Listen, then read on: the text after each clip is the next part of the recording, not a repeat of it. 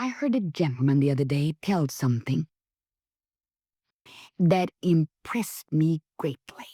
He was from the South. He said he was born and grew up in White County, Georgia. And any of you folk who are from Georgia, you know where White County is. The family had very little money then, but of course they didn't need much. Life was simple, and they lived a rather secluded life. He said it was Christmas Eve when he was just 7 years of age, and his father was going to drive into the little village and told him that he could go along. And just before they reached the little town of Cleveland, his father handed him a dime. Remember, he was only 7 years of age. It was Christmas Eve.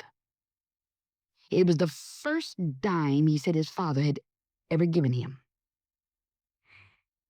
And his father told him when he handed him the dime, he said, "Now, you can get anything that you want to with it. Anything that you like, you may buy with that dime." And of course, that dime looked like the whole world. It looked like a fortune to this kid, 7 years of age, who had never had anything in his life. And the first dime his father had ever given him. Well, he said when they got to town, he began looking in the stores for something he could buy. He said he could have spent a peck of dimes because there were so many things he wanted, and they looked so big and looked so wonderful to him.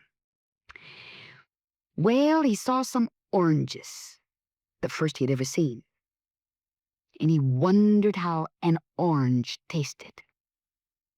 Then he saw a big red tablecloth with a part of the Constitution of the United States printed on it. Oh, he wanted one of those, the worst. How he wanted that big red tablecloth with a part of the Constitution of the United States printed on it.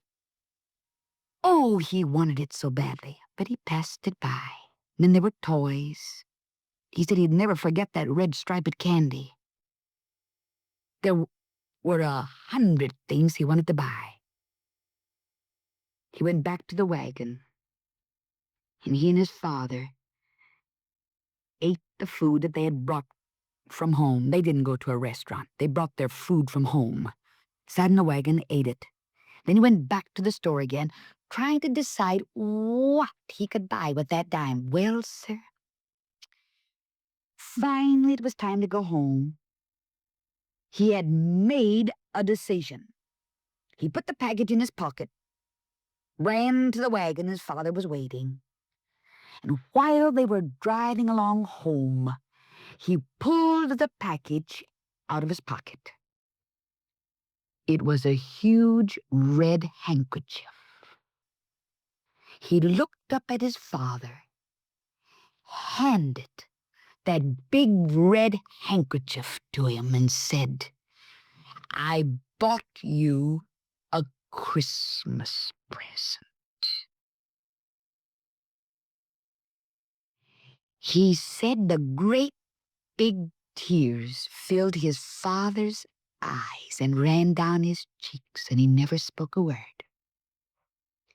He said I could feel the thrill that my father felt, but he said my dad's thrill was nothing to be compared with what I felt on the inside of me when I handed him the big red handkerchief that I had bought with the only dime I had ever possessed, and said, "I bought you a Christmas present."